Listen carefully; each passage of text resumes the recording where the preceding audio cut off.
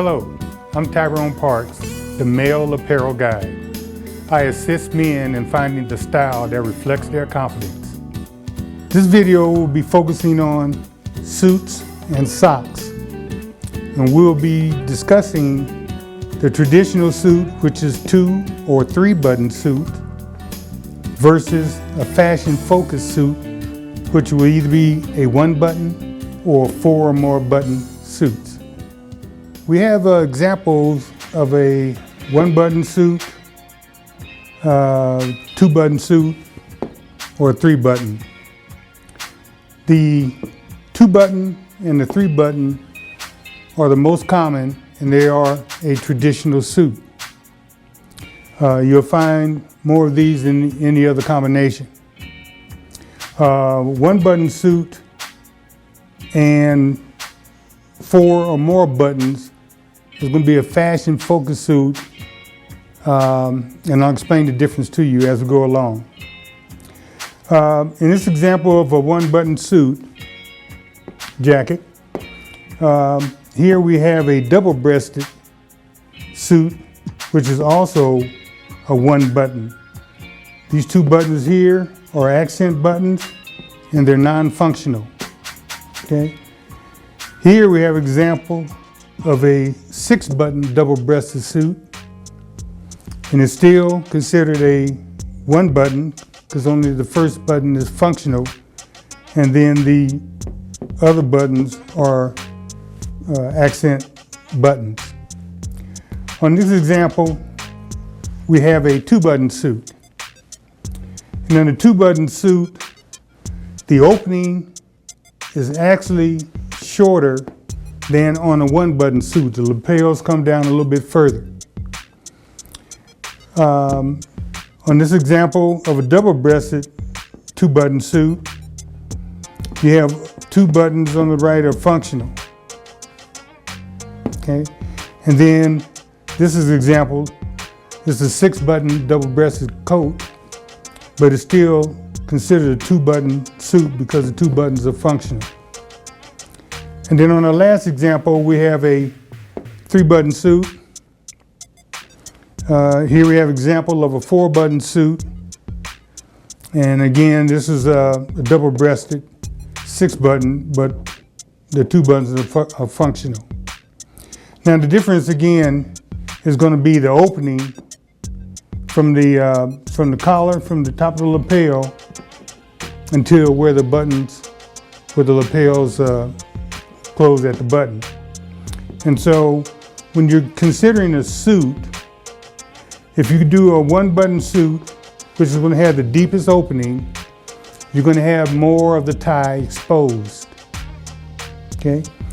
On this 2 button suit, the opening is a little bit shorter, so you'll get the knot and a good portion of the tie. And then when you go to 4 button suits, 3 button suits, the opening is going to be even shorter yet. And then you either get just a knot on the tie, and you may get some other part of the tie. Okay. So when you're considering the difference again between 1, 2, or 3 button suits, you want to consider the opening, how much of the shirt is exposed, and how much of the tie is exposed. We have 3 examples here, which these 3 suits are all 3 are traditional suits, in that there are 2 buttons, and no matter how many buttons you have, rule of thumb is you never button the last button. So on a 1 button suit, there's no problem on these examples. You go to a 2 button suit, you button the first button, the second button is unbuttoned. It's true with the double breast. You can do this functional sometimes. If you like this vent close here, you can button both buttons. Is considered acceptable. And then when you go to the 3 button suits, you button the first 2, you don't button the third. On a 4 button suit, you button the top 3. You don't button the fourth. And a double-breasted suit, if you want a neat appearance and everything, you just go ahead and button all the buttons. Okay? So you can see the example here. My first example is a black suit. Again, as I noted in the first video, the shoes and the belt match. And this ensemble would work even if he had brown shoes and a brown belt. Because when you unbutton the coat, then the belt is exposed, and the colors assimilated with the brown belt and the black shoes. But in this example, he's wearing black shoes and black belt. Okay. In this example, again, traditional 2-button suit. Again, in all 3 examples, you can see how much of the tie is exposed. And again, belt coordinated with the shoes. And if you wear brown shoes and a brown belt with this gray suit, we'll get in a little bit later on the 3rd video, coordinating the shirts and the ties. Let me give you an example about how clean and neat the look is. When you purchase a traditional suit, it's going to always be in style. It's always going to be contemporary or current. When you get into the fashion-focused suits,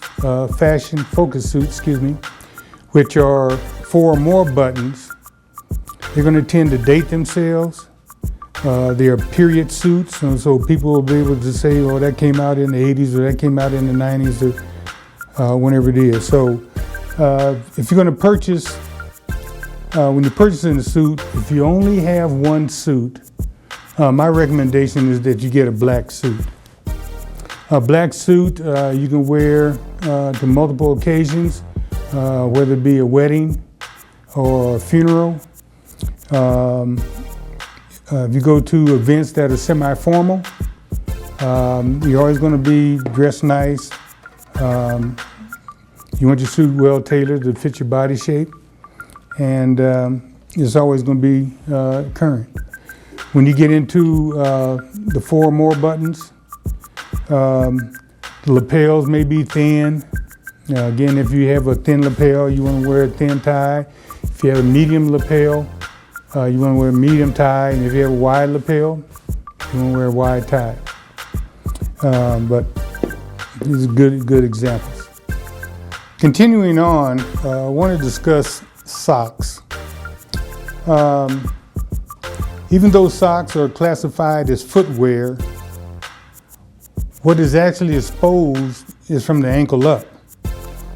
So consequently, socks should be purchased appropriately as leg wear, and as such, they should match the pants or trousers. Contrasting or patterned socks are indicative of current fashion trends, which differs from personal style. The preference is that you want to be in style versus being in fashion. Again, to maximize your wardrobe investment, if you stay with traditional, you're always going to be in style. If you spend your money on current fashion trends, you're going to be replacing your wardrobe, losing your investment. It won't last you as long, and you're going to be dated. So again, the main difference between being in style, you're always going to be contemporary. You'll always get compliments. And when you're in fashion, you'll be just a period in time, and it'll be dated. Your socks should match your slacks or trousers. So if you're wearing a dark brown trousers or a dark brown suit, you want a dark brown sock. If you're wearing a black suit, wear black socks. If you're wearing a gray suit or gray trousers, you want gray socks. If you're wearing a blue suit or blue trousers, then you wear blue socks. And for those, for the very few that have red trousers, you wear red socks. So when you sit, that's when your socks are exposed. So you have a continuity of your leg where if the socks and the pants are the same color. When your socks and pants are the same color, again, you can wear contrasting shoes and belt and it still have a coordinated look. So the only time you should be wearing white socks is if you have white trousers or white slacks on. If you have any questions or concerns, you can please contact us at our website. Please respond by email and we'll get back to you shortly.